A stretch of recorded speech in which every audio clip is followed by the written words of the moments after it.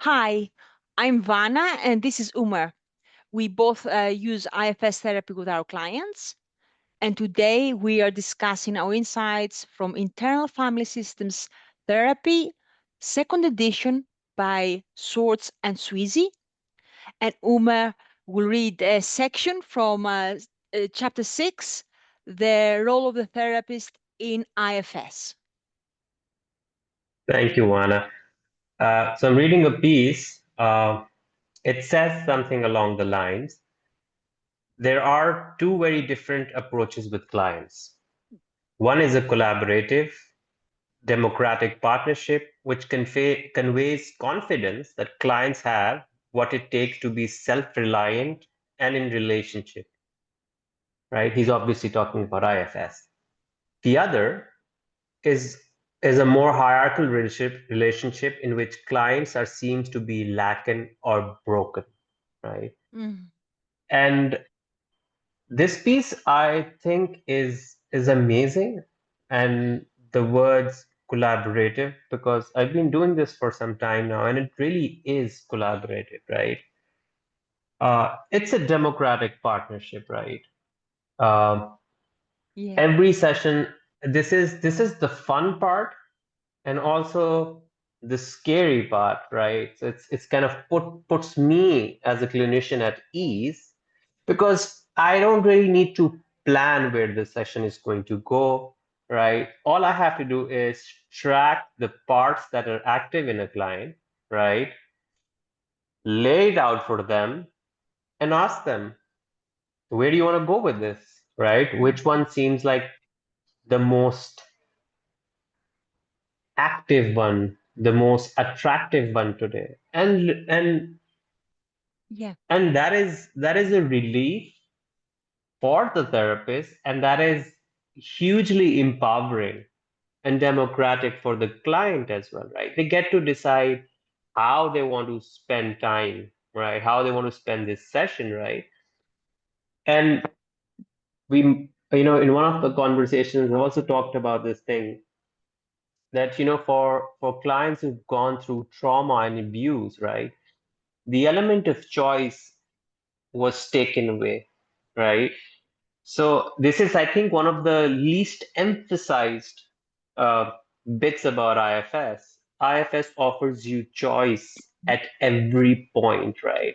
It's literally giving the client choice every single time. And that in itself, I think, is huge and healing, Yes. right? Absolutely. Uh, and it gives me a lot of peace because uh, I see my clients in their context, right? I don't Yeah. see them to be lacking or broken or, I don't pathologize them. Sure, if they have a diagnosis, I'm happy to take that into account. But when I'm in a session with them, I'm not looking at them at OCD or bipolar. I'm Mm. just looking at the lay of the land, the inner landscape, right? So this is just a very That's beautiful it piece. is wonderful. Absolutely. Totally agree with you. And I have some thoughts coming up as you are discussing Mhm, why you like this piece, that um IFS is different. It's more of a collaborative approach. It's more like you have all the resources you need. What is restricting you? Let's help you with the constraints of those resources, of those inabilities. But you have everything. While some other approaches, they try like to kind of like fix you. W- You're lacking something. Let me teach mhm, you some kind of new tools, like let me find a reframe, let me teach you some skills, mhm, let me, like I love hypnotherapy and I do hypnotherapy. And there's an ego strengthening script sometimes people follow, mhm, but it mhm, assumes maybe that people need something extra. But with mhm, IFS, you got everything within you. It's just been constrained by mhm. something, burdened by some kind of trauma. Then that Yeah. needs to be healed. That needs to be like you know, the sun is shining within you and you have that cloud, and we need to kind of like gently push that cloud out of the way. That's kind yeah, so Mhm. I love it. And yeah, yeah, absolutely. And I think this is one of the things that's not highly emphasized while they're teaching you IFS. Even IFS Canada or the Mhm, IFS Institute. IFS is simple, not easy. That's the first thing. And it's an actual clients or the client base that I see, complex trauma or trauma. mhm. Doing that insight work is not that straightforward. It takes a lot of things before we can start doing IFS, right? But Mhm. once you finally get through those number of sessions and the client has that relationship with you and has a bit of relationship with themselves, and they go in and every time it just blows me away the kind of explanations, the kind of thoughts, the kind of images that they come up with, right? Yeah, wow, yes. Uh, so it's not that straightforward, right? But when it Well, works, it really blows you yeah, away. it is, and I think it can work every time kind of way, because it is the natural way we are. We have parts of ourselves, part of me wants this and another part doesn't. That's the way we are. It works with whatever is here. We don't have to make it up. It's like Mm-hmm. whatever is in Mm-hmm. the system, and just like Yeah. validating whatever in the system, Yeah. giving a safe space for that. And here is okay. So, like, you mentioned something about attachment. Do you know? Mm-hmm. Yeah. Shall Yeah, I? yeah. Yeah. Okay. I can I can I Yeah. can read that Go. part if you Yeah. want. Yeah. Go for it. Yeah. All right. So it's another very beautiful piece, and I wanted to bring it up in any way that I could, right? While the therapist self may need to be the primary attachment figure for the client's part for a while, this is only until the client's parts are willing to let the client's self take the lead. Okay. And I want to add And something this is else. mhm, Yeah. okay. Uh, Hmm. the primary attachment figure for the client is the client's self. Hmm. Wow. Yes. And you mentioned about the therapist needing to guide and support and initially, because if somebody is extremely traumatized, they cannot Hmm. trust or find this inner calm source within themselves. They may need to Hmm. depend on the client. They call it direct access in IFS. They Yeah. depend on the therapist. The client needs to depend on the therapist initially. Yes. Yes. Mm. And it's one of those things while I was training with Mel at IFS Canada, right? It's one of the weirdest thing for me to get a hold of direct access. How do you do it, right?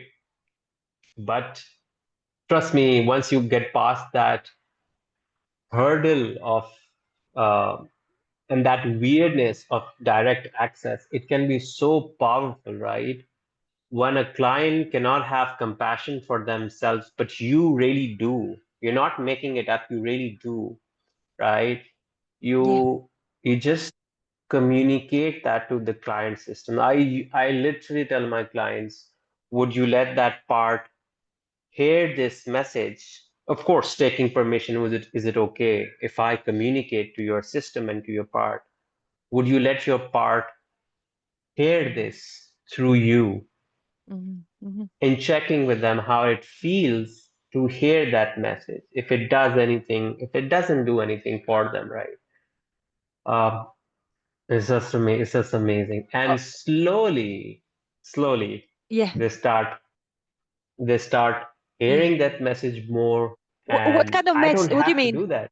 What do you mean? What kind of Sorry. message? Is it like a message of support and compassion? What do you mean?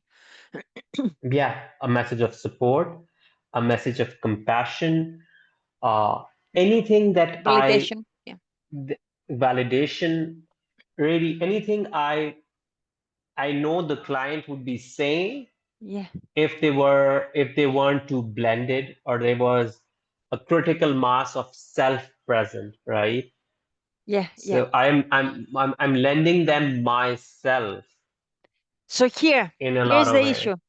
Here's the issue. Here's the Mm-hmm, problem with IFS. Okay. mm-hmm, It's such a simple approach. And yet, mm-hmm, because it sounds extremely simple, so complex mm-hmm, to do.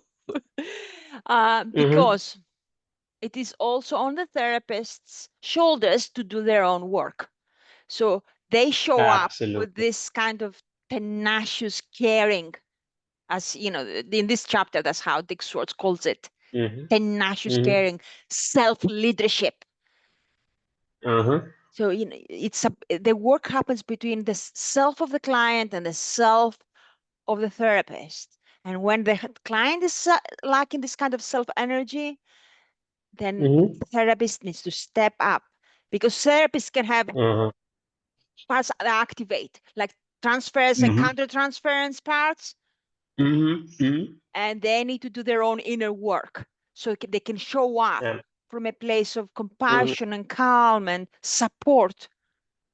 mm-hmm, Because mm-hmm, if therapists can go into, like an example, they can go into judgmental parts, they can mm-hmm, criticize, they can have loads of different kind of managers, or they're going to mm-hmm, caretake, they want to find solutions, they want to, there's so many different parts they can manage, is what they call them, like there's a list of them in this chapter. I mm-hmm, don't know if I can find it now. So yes, I have to got it. It talks about striving managers, approval seeking managers, pessimistic mm-hmm, managers, mm-hmm, caregiving, angry, evaluating, and sensitive, fearful managers. So a lot of different parts. The parts are the mm-hmm, managers are the parts of a person. So the therapist also needs to be competent enough to do their own work. So mm-hmm. Yeah. understand when their parts are activated. They can speak on their behalf of their parts. They can Mm-hmm, apologize to the client. I'm sorry, I've got a critical mm-hmm, part. Can I take a moment just to speak with it and ask it to like give me a little bit of space so I can mm-hmm. be here with you more with like this kind of self energy, self leadership.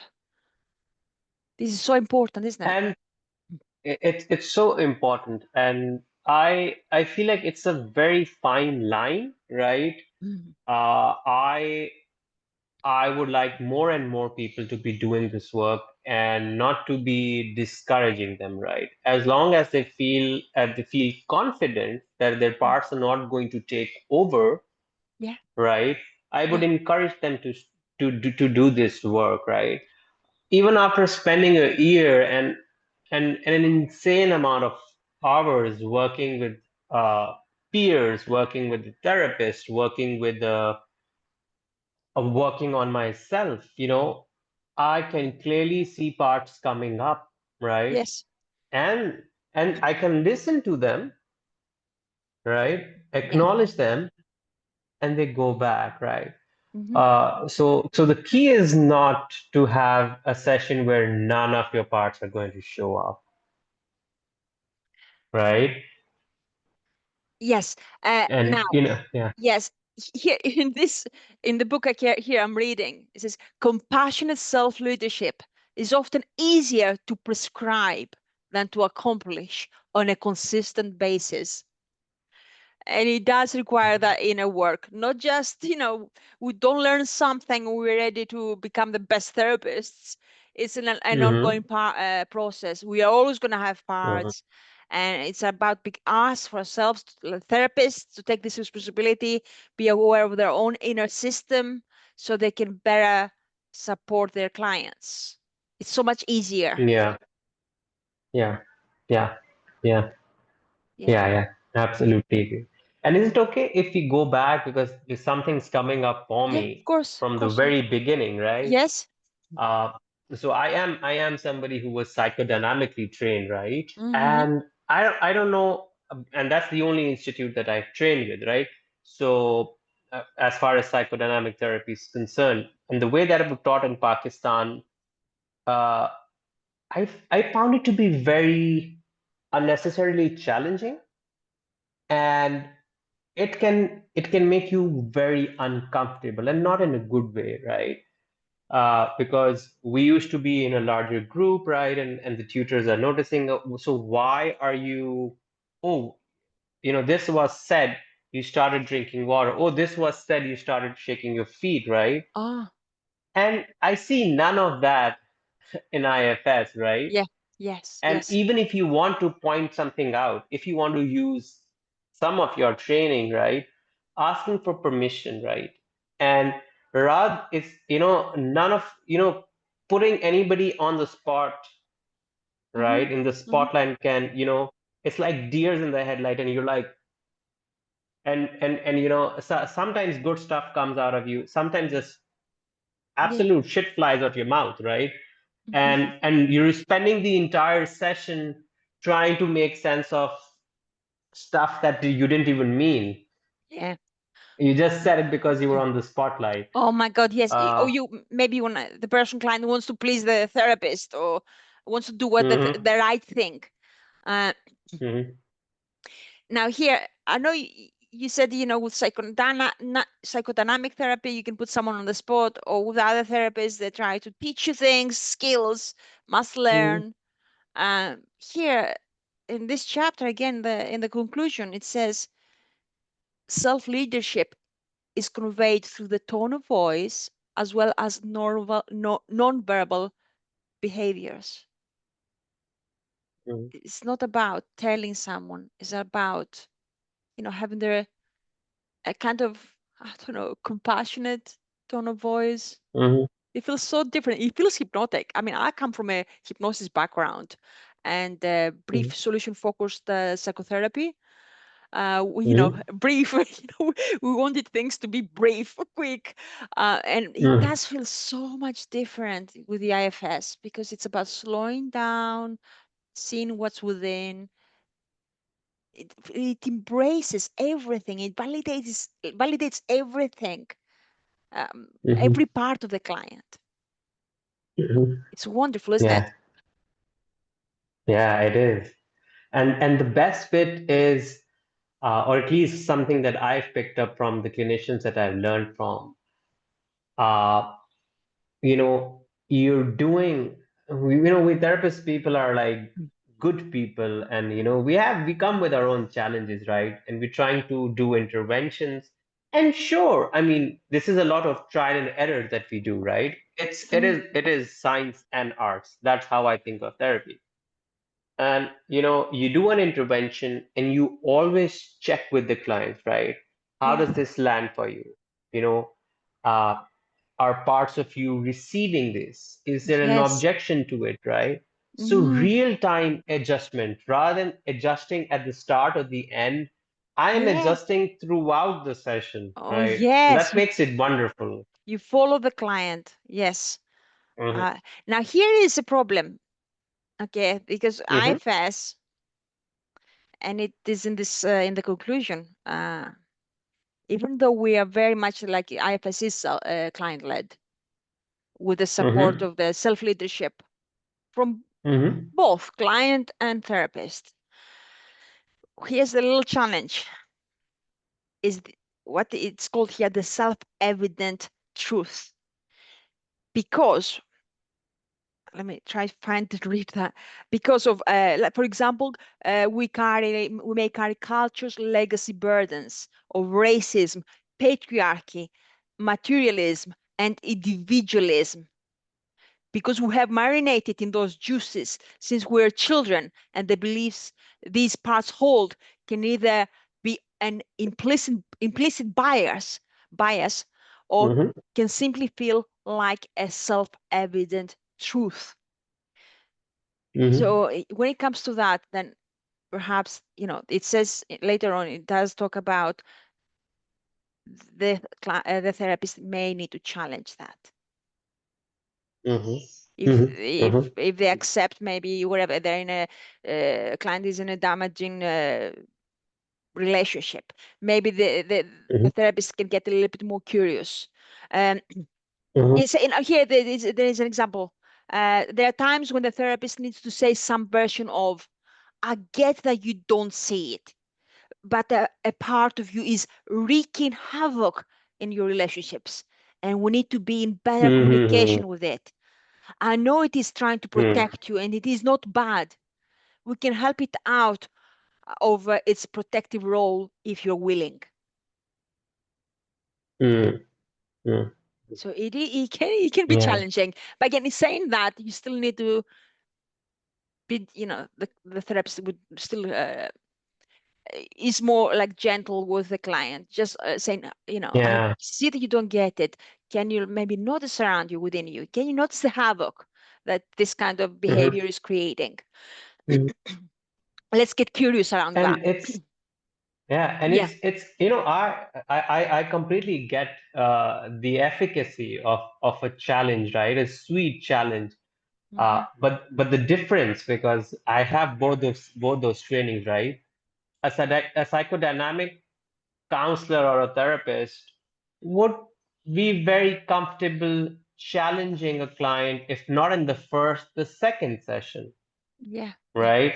And when it comes to IFS, I am going to wait it out. I am going to try and understand the client completely as much as we can. And much later, when I have that clarity, okay, so this is what it is, I'm going to be I'm going to challenge very respectfully, Exactly. knowing fully well, right? Yes. Not Yes. just challenge just because it's part of the Here, protocol, right? here, and a step further, you don't challenge the person, you challenge the part. Yes, and yes.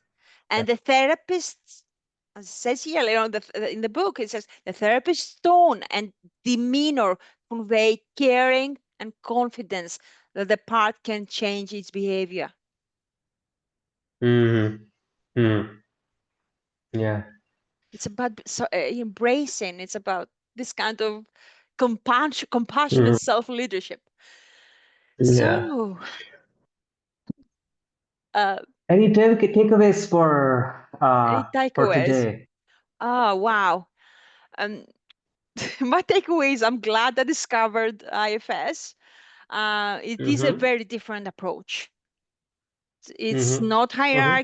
hierarchical, it's very client-led. And Mm-hmm. also the beauty of it is it can work with other approaches. You can Yeah. merge them together. You can have the best of both Yeah, worlds. absolutely. IFS can work Absolutely. with everything. Absolutely. That's my takeaway. Yeah. Thank you. And and uh my takeaway would also be uh I mean I'm piggybacking off yours, right? My Mhm. takeaway would be merging different tools, right? For me, I think the golden combination is IFS and EMDR, right? I'm not here trained in EMDR, but that's what's coming up for me. Uh, so yeah, compassion based, right? Compassion based approaches. Okay, I'm even open to the idea you reverse to the word SPART or you reverse to IFS for some reason, right? And you're not even open to giving it a shot. Fair, it's fine by me. But look for a compassion based approach, Oh, I love right? them. Yes, So that is the way to go. that's the way to go for sure, for humanity and for uh, every individual. So, Hmm. uh, Umar, thank you very much. And thanks to everyone for Welcome. watching. And see you next time.